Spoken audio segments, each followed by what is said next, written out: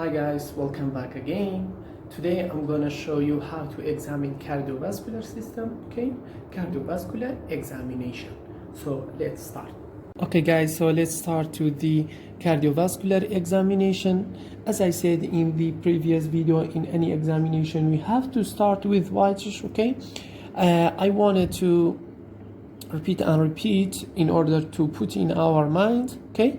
W4, wash your hands, introduce yourself, take a permission from the patient, explain what you're gonna do for shaking the patient's hand, and then we are gonna what? Inspection, palpation, percussion, and auscultation. Okay, so let's start. From the end of the bed, we will inspect the patient for is the patient in distress or not, conscious, fully conscious, or unconscious, okay? SOB, shortness of breath, cyanosis, pallor, and edema, okay? So, and then we are jumped to what? To inspection of the patient, okay? In the inspection of the patient, we have three things. So, in the inspection, we will inspect shape of the chest and scars, cardiac impulse, extrathoracic signs. Okay, so let's focus on the first one, which is shape of the chest. Shape of the chest, just like respiratory examination, as I mentioned. Okay, with normal, there are a lot of abnormal shape of the chest. I don't want to repeat it here. Okay, you can go and see what are the abnormal shapes of the chest, okay? And we have what? Scars, okay? Scars, very important, as I mentioned also in the previous video in the respiratory examination, because if you have scar in, for example, clavicle, we suggest to pacemaker, okay? Left mid-axillary scar suggests to subcutaneous PCI, or for example, central for thoracotomy, okay? So there are a lot of scars you have to know, and you have to know the scar's name and length, and what we call it's a new one or old one, okay, and which is indicate for which what we call operation, okay. So the second one, we have cardiac impulse. In the cardiac impulse, so first of all, what's cardiac impulse? Cardiac impulse is a lowermost and outermost visible or and palpable and should have no character. This is what we call cardiac impulse, okay? So let's recap. Cardiac impulse is a lowermost and outermost visible or and palpable and should have no character. So we look for what? Apex beat, first of all. Okay, we look for apex beat. Let's write down here. First of all, apex beat. This is the first one regarding cardiac impulse. So let's focus on the apex beat. We look for apex beat. Normal side of apex beat is mid-clavicular line. In the fifth intercostal space, if it is this place, we look for what? We look for it. Ask a patient to stop his breath, okay? If we couldn't see, again, if we couldn't see, we look down in the axilla. If not seen, again, we look for it in the center of the chest and the right side of the chest. Probably he got what? Dextrocardia, okay? It's very important. And again, the second one of the cardiac impulse, we look for what? Epigastric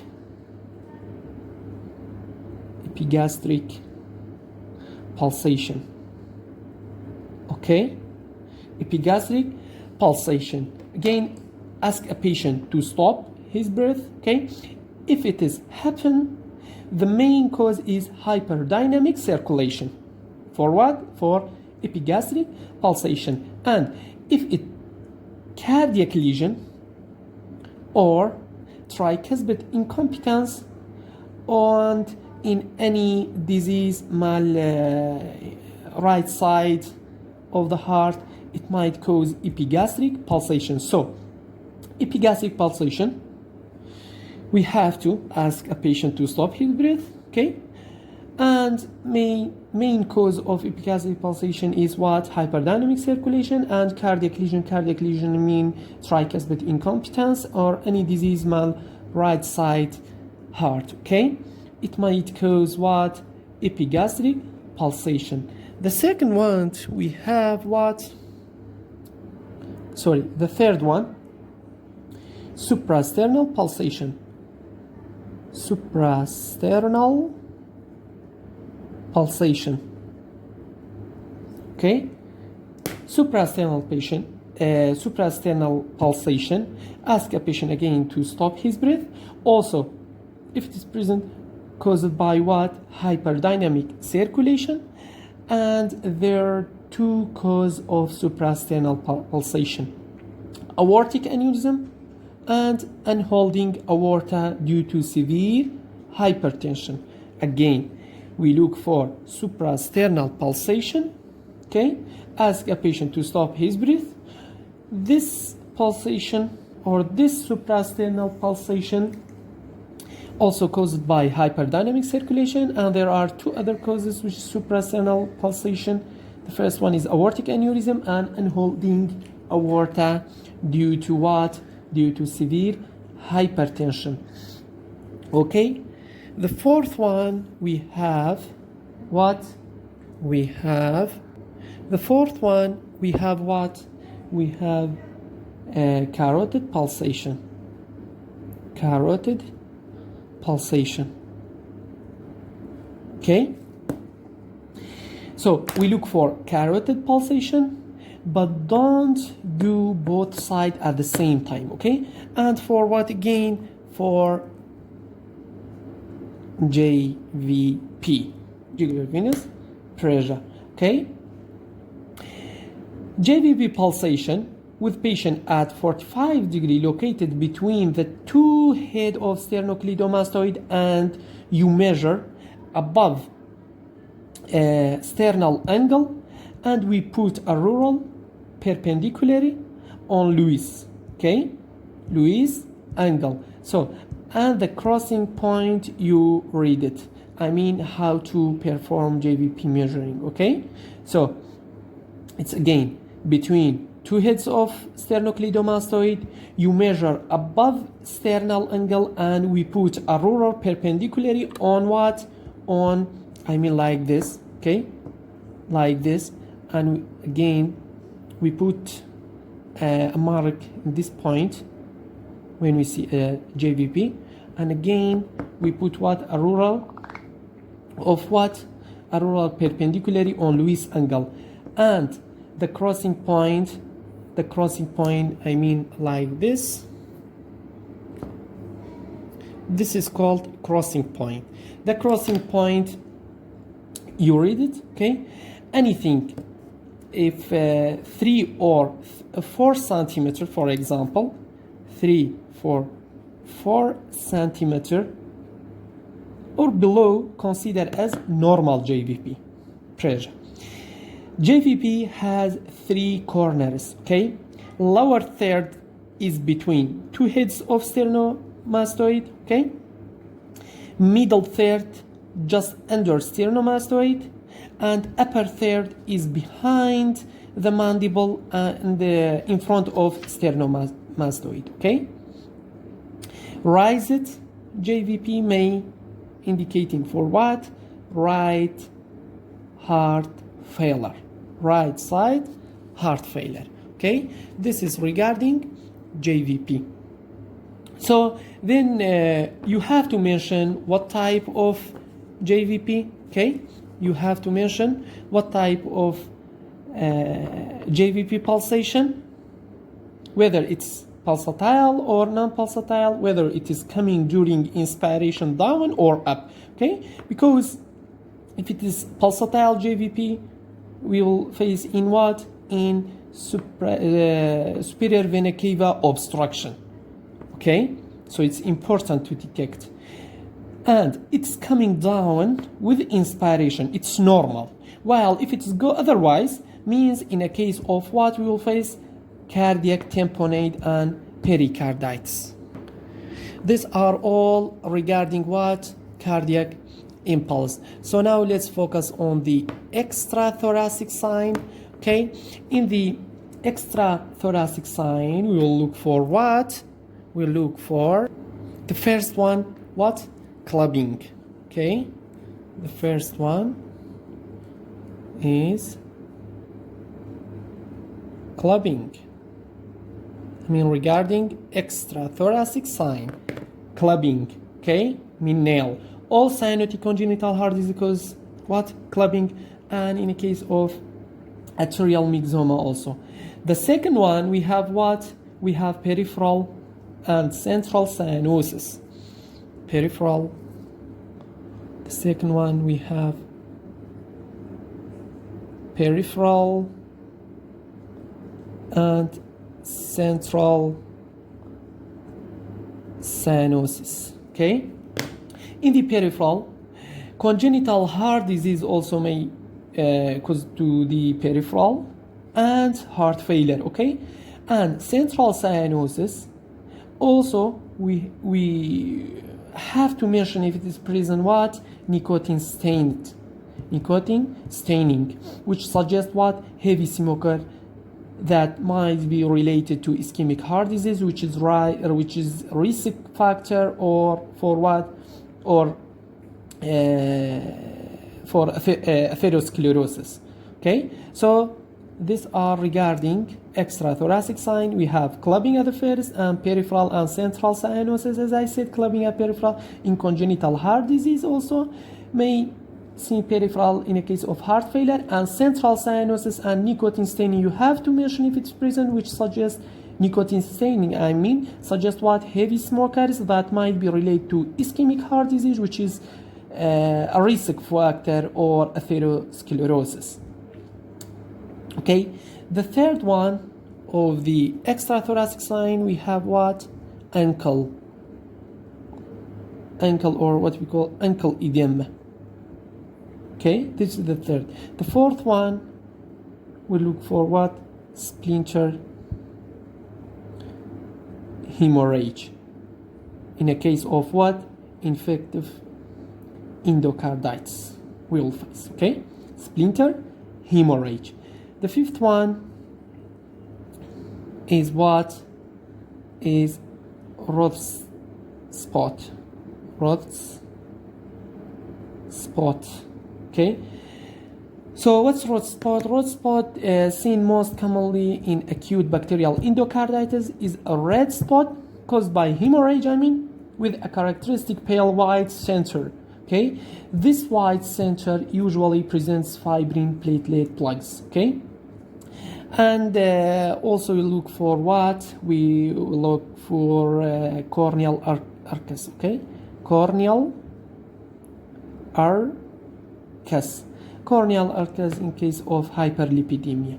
Okay, and the sixth one, we have what? Osler's knot. Osler's knot. These are all regarding what? Extrathoracic, I mean. Okay, so let's focus on the Osler's knot. Osler's knot are painful red raised lesion found on the hand and foot, and we look for another one which we call Janeway lesion. In the Janeway lesion, so what's Janeway lesion? Are rare, non-tender, small erythematous or hemorrhagic macular, papular, or nodular lesion on the palms and soles, only a few millimeters in diameter, that are associated with infective endocarditis. Okay, this is important, and often indistinguishable from what? From Osler's knot. And again, we look for what? Xanthoma, the seventh one. Xanthoma. Okay? Xanthoma. This is the seventh one, which is due to what? Hypercholesterolemia. okay? And again, according to eyes, in the eyes, we are looking for what? Jaundice, okay? Jaundice of the eyes may relate to infective endocarditis and hepatic congestion, okay? And hygiene of mouth, again, which might be related or to what? Infective endocarditis. We are looking for anemia of the hands, okay, palmamine, okay, which it might be cause of heart failure, or it might be infective endocarditis, and should examine both hands at the same time for the same findings. This is very important, okay? You have to compare both hands and you have to examine both hands for at the same time, okay, for the same findings. This is regarding inspection. And now let's focus on the palpation. In the palpation we have 9 things, okay? The first one, we have palpate apex beat, okay? You'll perform to palpate apex beat, okay? When we feel the pulsation of the apex beat, we put our finger on the top of the pulsation, okay? If the pulsation doesn't move my finger like this, okay? Doesn't move my finger, and it is localized, therefore it's what? It is normal. Normal apex beat, okay? Let's recap. Apex beat. When we feel the pulsation of the apex beat, we put our finger on the top of the pulsation. If the pulsation doesn't move my finger like this, okay? Doesn't move my finger, it is localized, therefore it's called what? Or it belongs to what? Normal apex beat, okay? If the apex beat push my finger like this, this is, we call what? Thrusting, or what we call forceful, heaving apex beat, okay? If it move my finger, we should localize apex beat, whether it is displaced or not, okay?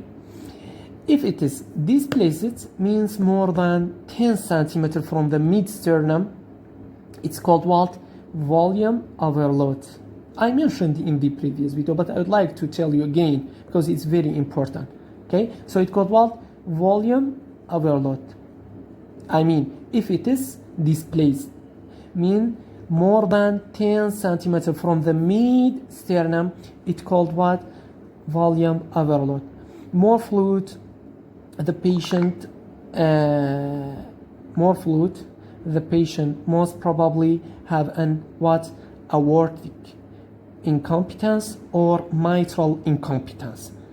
They are regarding what? Volume overload. Aortic incompetence, mitral incompetence, okay? Let's recap. The first one, which is called normal apex beat, I said that when we feel the pulsation of the apex beat, we put our finger on the top of the pulsation. If the pulsation doesn't move my finger like this and it is localized, therefore it is normal, okay? This one. The second one, we have what? If the apex beat push my finger like this, this is, we call what? Thrusting forceful or heaving apex beat, okay? If it moves my finger, we should localize apex beat whether it is displaced or not.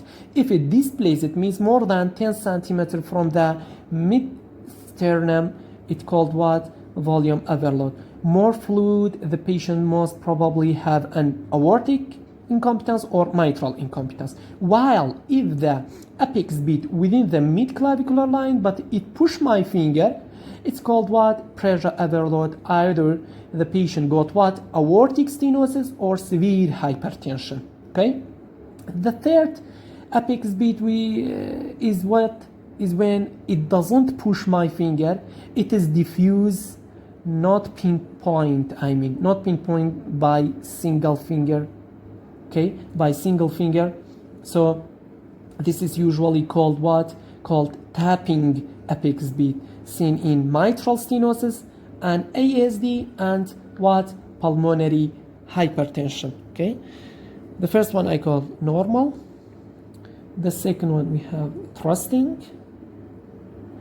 the third one we have the tapping. Okay, tapping.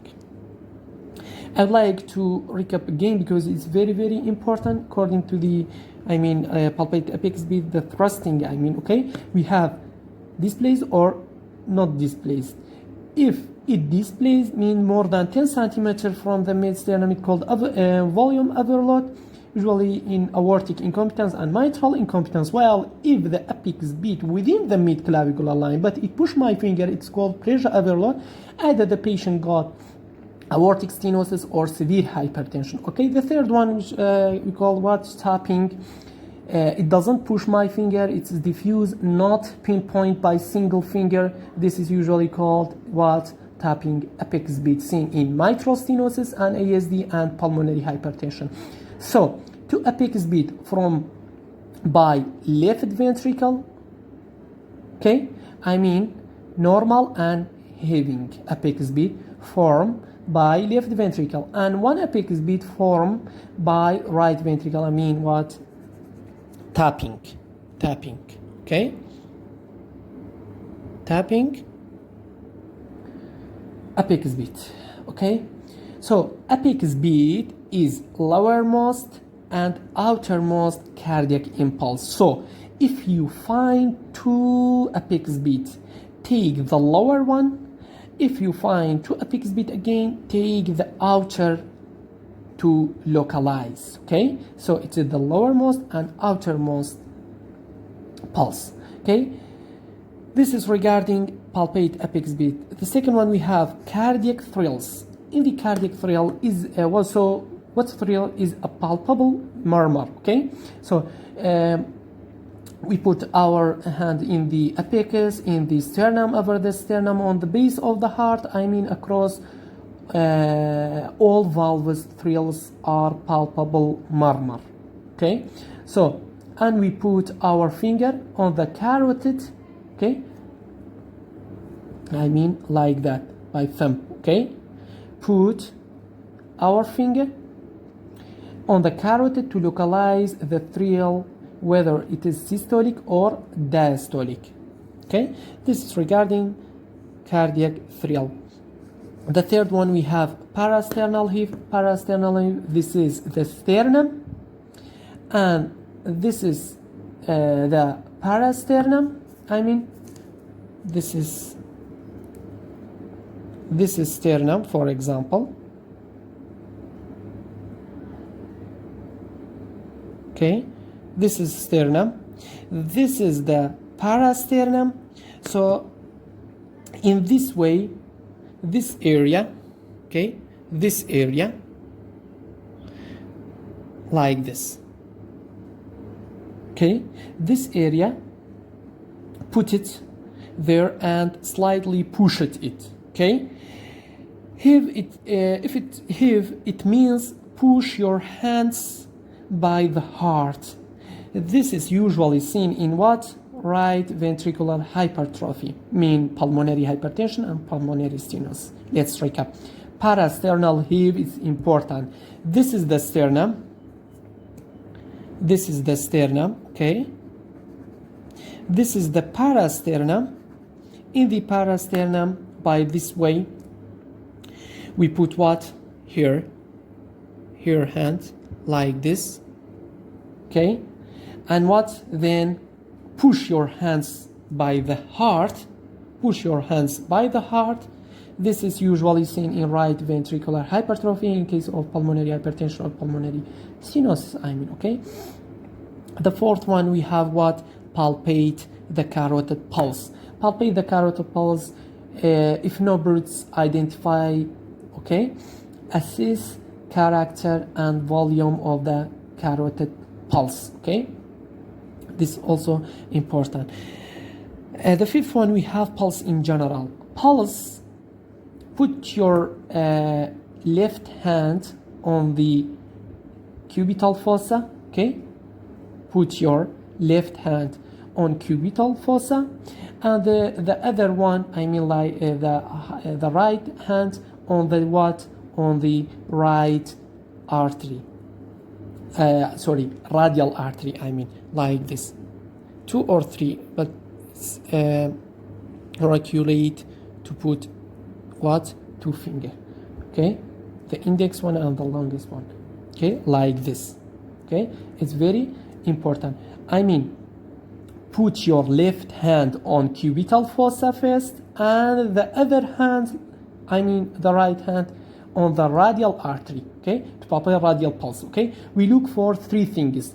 Rate, I mean, we should counting the pulse for 50 seconds, okay?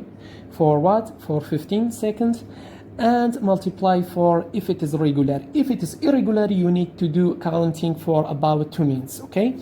Tachycardia or bradycardia, I mean, or normal, I mean in between 60 to 100, okay? The second one, we look for what? Volume. Volume is very important. I mean character, whether it is normal or small volume or large volume. Small volume in case of heart failure, constrictive pericarditis, and large volume we have collapsing and non-collapsing. I mean regarding to large volume collapsing caused by normal cause or abnormal cause. Normal cause of collapsing of large volume in case of what? Hyperdynamic circulation, I mean like fever, severe anemia, pregnancy, or others, okay? And this is the way to do collapsing. I mean like this. You put the his or her hand like this, okay? And what? Lifting arm up, okay? To what?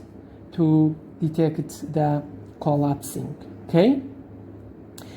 A large volume collapsing caused by what? Normal that I mentioned, hyperdynamic circulation, fever, severe anemia, okay? Abnormal cause like what? Aortic regurgitation and arterial venous communication anywhere, okay?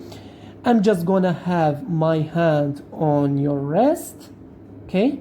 I mean the patient's wrist, and raise your arm or his or her arm, okay? But before that, ask a patient to have any pain on the for example right shoulder, okay? You have to ask, and then you lift it gently, I mean like I did for you, perpendicularly, and wait for what? About half a minute, okay, to assess the character of the pulse. If there is any collapsing pulse, there will be what? Hammering of over this part of your hand, okay? This is called what? Collapsing pulse. May seen in normal, I mean physiologically in hemodynamic state like anemia, fever, pregnancy, okay? And again we have what? Non-collapsing. Non-collapsing, hyperdynamic circulation, fever, exercise, pregnancy, anemia, thyrotoxicosis, all causes what? Non-collapsing. So here in the volume we have what? It's either normal, small, or large. Small indicating for heart failure or constrictive pericarditis. Large volume we have what? Collapsing and non-collapsing. Collapsing divides into normal cause or abnormal. Normal cause hyperdynamic fever like fever, severe anemia, and abnormal like what? Like what we call aortic regurgitation and arterial venous communication. I'm just gonna have my hand on his or her wrist and raise his or her arm, but before that I have to ask the patient to have any pain on the right shoulder, for example, and then you lift it gently, okay, perpendicularly, and wait for about half a minute, and this is character of the pulse. If there is any collapsing pulse, there will be hammering of this part of your hand that you hit on his or her hand, okay? This is called collapsing pulse, okay? And again we have non-collapsing, as I said, hyperdynamic circulation, exercise, pregnancy, anemia, thyrotoxicosis, all causes large volume pulse. Non-collapsing, okay? Low volume pulse in aortic stenosis. Another abnormal pulse called what? Paradoxical pulse in what? In pericardial tamponade. And another one we had what? We have pulsus alternans, okay? pulses alternus. This is in heart failure. One pulse is weak and another is collection of its power and pushing its blood in this way called what? Pulses alternans. Another we have pulses deficit. Pulses deficit is difference between pericardial counting and radial counting. Okay, characterized in what? In case of what we call atrial fibrillation, AF. Okay, and then we are looking in the pulse for what? For rhythm. It's regular or irregular. Okay, it's very important. And now we are gonna what? We need to compare the pulse intensity in both sides, which might be reduced in what? In a case of aortic coarctation in one side, I mean, okay? As is radio-radial delay, aortic coarctation. And then we're gonna assess what? Radio-femoral delay. You should palpate directly femora, just below inguinal ligament between symphysis pubis and iliac crest, okay? They should be no delay, and they should be the same intensity, I mean, okay? And then gonna palpate what? Brachial pulse. And now we are jumped to what? To peripheral pulsation. These are all regarding pulse that I mentioned, and this one, let's focus on the peripheral pulsation. Peripheral pulsation, we have what? Dorsal pedis bilateral. Usually in any examination you have to palpate, okay? If it is disappear, we look for what? Anterior tibial or posterior tibial pulse, okay? If this is not palpable, we look for what? We look for, we call what? Popliteal. 2 finger and push it up, I mean like this, okay? If it's not palpable, we look for what? For femoral. And if it's not palpable, we look for external iliac. We go above ligament, okay? We push our finger down.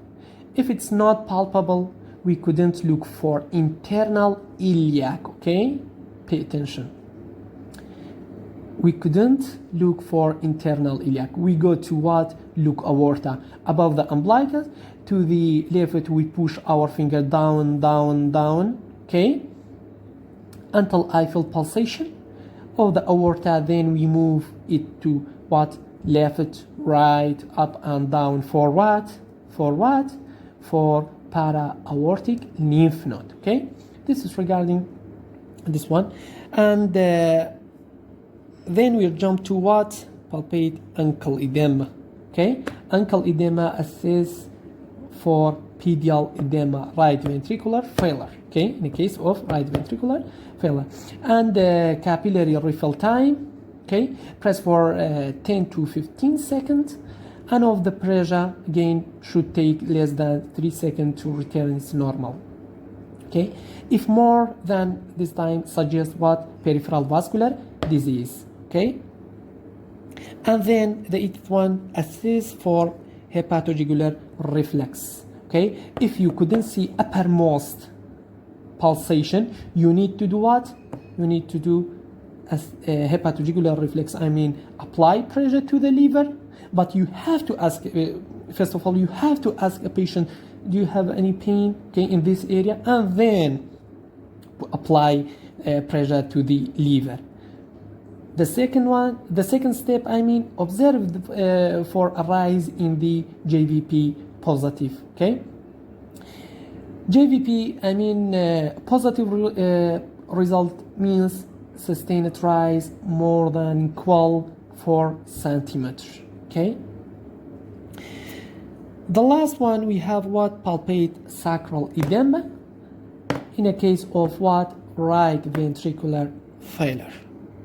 And now let's jump to the what? To the percussion, the third step, percussion. There are only 2 indications to percuss the heart, okay? It's very important. The first one is cardiac effusion,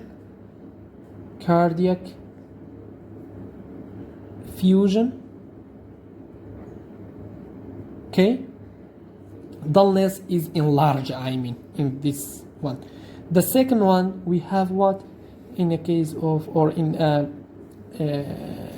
what we call chronic obstructive airway disease, okay, where we get diminished cardiac dullness because of what? Hyperinflated chest, okay, and that's usually size of heart, it's your fist, I mean like this, okay, is the heart size, okay. So the distance between mid-sternum till apex beat usually 8 centimeter, not more than 10, okay. If it's more than 10 or above 10, I mean it is displaced, I mean, okay.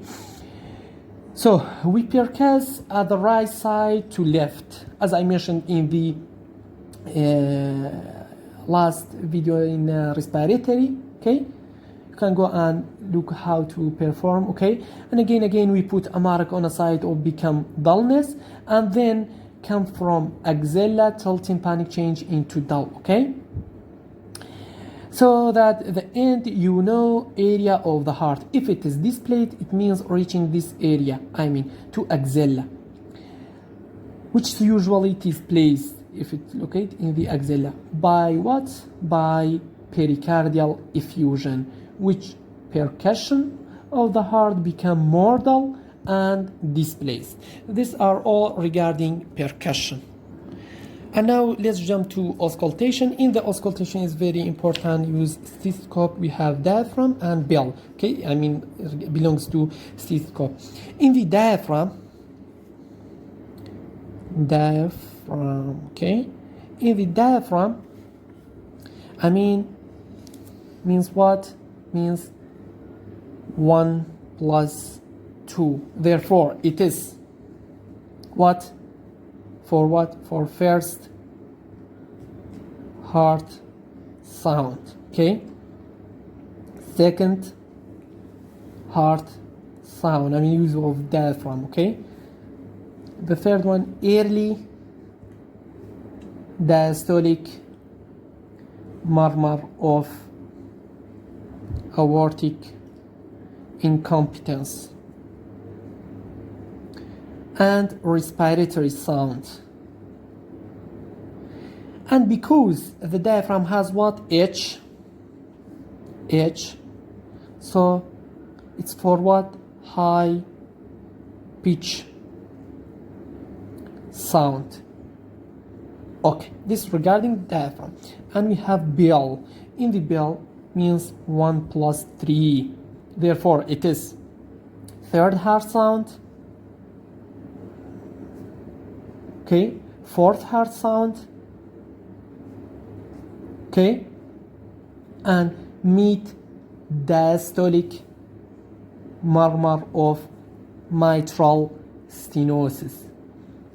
And again, all respiratory sound, because there is a L in the bell. So L for what? In a word, it means low pitch sound. These are all regarding diaphragm and bell, how to use, okay? So it's very important to know, okay? So auscultate, the first one in auscultation is auscultate each of the heart valve, okay? Heart valves. Palpate the carotid pulse whilst auscultating, while auscultating what? To identify first heart sound, okay? First, I'll put a stethoscope on mitral area, then we put our thumb, I mean like that, on what? On carotid artery, okay? In the what? In the carotid artery. You will hear what? Loop-doop, like systolic and diastolic, which is located, I mean like regarding mitral valve. What? Mid-clavicular, I mean it's clavicle, okay? Mid-clavicle, fifth intercostal space in the mid-clavicular line, okay? Tricuspid valve, located fourth intercostal space at the lower left sternal edge. Pulmonary valve, second intercostal space at the left sternal edge. Aortic valve, second intercostal space at the right sternal edge, okay? Repeat auscultating of the 4 heart valve using this time by what? By bell of the stethoscope. Okay, this is regarding this one. This is regarding a heart sound. In the heart sound, we have first and the second, which is systolic and diastolic, and regarding third heart sound. In the third heart sound, usually with what? With ill patient like heart failure. Okay, and normally detected in pregnancy and children also. And in fourth heart sound, usually with diastolic dysfunction like hypertension. Okay, so this is the regarding heart sound and auscultate each valve. Okay, between first and second, if it's murmur, we look for sound. Okay, whether it is first and second or extra sound, I mean third or fourth. Okay, and we look for a murmur between first and second systolic, or usually the systolic, just like this, what we call in Arabic called nafakh.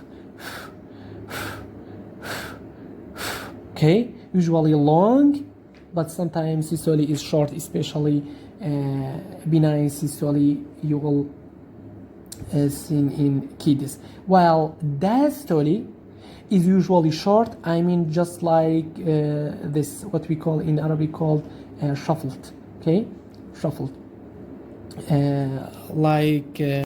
like this, in Arabic called shuffled. Okay, in early diastolic murmur, in aortic incompetence, short mid diastolic rumbling of mitral stenosis. Okay, and then we look for what? For click. So before that, what's click? Click, usually the heart is what we call has a valve closure of the heart mitral valve. When it open for diastole, when it closes the first heart sound, okay, we heard, I mean the first sound, even by stethoscope. But opening of the valve, it also causing sound, and we couldn't hear it by what? By stethoscope.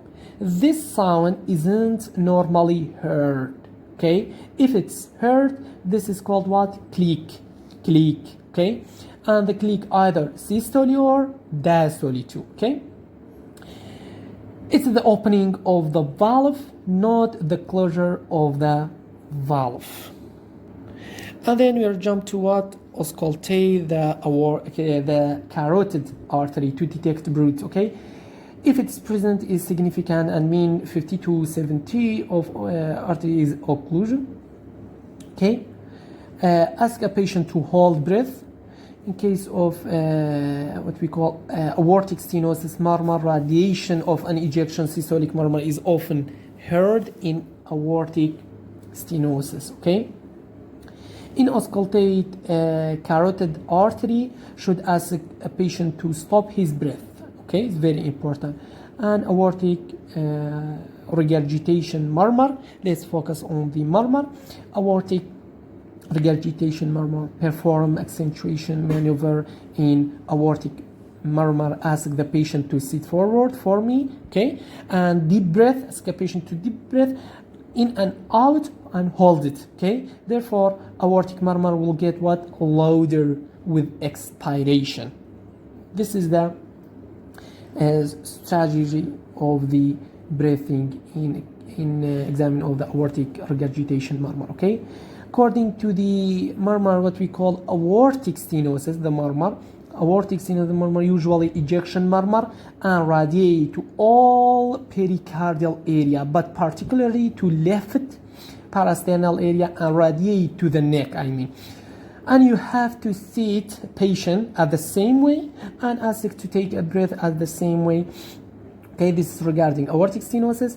Another one, we have mitral regurgitation murmur, perform accentuation maneuver in mitral murmur, ask the patient to roll into left hand side. Okay, deep breath in and out and hold it again. Okay, mitral murmur will get louder again with what? With expiration. Okay, this is very important. And auscultate the axilla, listening for what? Radiation of mitral murmur.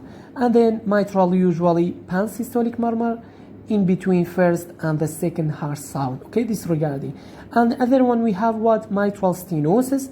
Mitral stenosis, we have rumbling diastolic murmur in the mitral area, which is localized, which is not radiate. Okay, we have another one, we have pulmonary stenosis. Pulmonary or what we call pulmonic stenosis murmur is very similar to the aortic stenosis. Okay, it is a mid-diastolic high-pitched crescendo, what we call crescendo. Okay, decrease murmur heard best in the pulmonary listening. Okay, and radiating slightly toward the neck. Okay, however, the murmur of the pulmonic stenosis doesn't radiate as widely as the aortic stenosis. And again, we have what? The murmur for pulmonary regurgitation. The murmur usually coming down, called Graham still murmur, has the same quality of aortic regurgitation. Okay, so in general, in the murmur, is very important to mention time. It's either systole or diastole, localized or diffuse. Okay, displaced, I mean. The third one, intensity. The fourth one, radiation. The fifth one, we have variation with respiration. The sixth one, we have variation with postural. Again, is important. So not every murmur is pathologic. Okay, it's very important. Not every murmur is pathologic. Okay, sometimes murmur is due to what? Increasing flow, especially in anemic patient and pregnancy. Then gonna what? The last one, back of the patient. In the back of the patient, auscultate the lung. Okay, auscultate the lung for what? Pulmonary edema. He get what? Coarse crackle. Pulmonary edema secondary to left ventricular failure. To complete cardiovascular examination, got what? Measure blood pressure at the both side, and again for a patient to need to do what? Echocardiogram for the patient to decide or to detect the lesion exactly. Okay, these are regarding cardiovascular examination. Thanks for watching this video. I hope you get a benefit. Don't forget to make dua for me.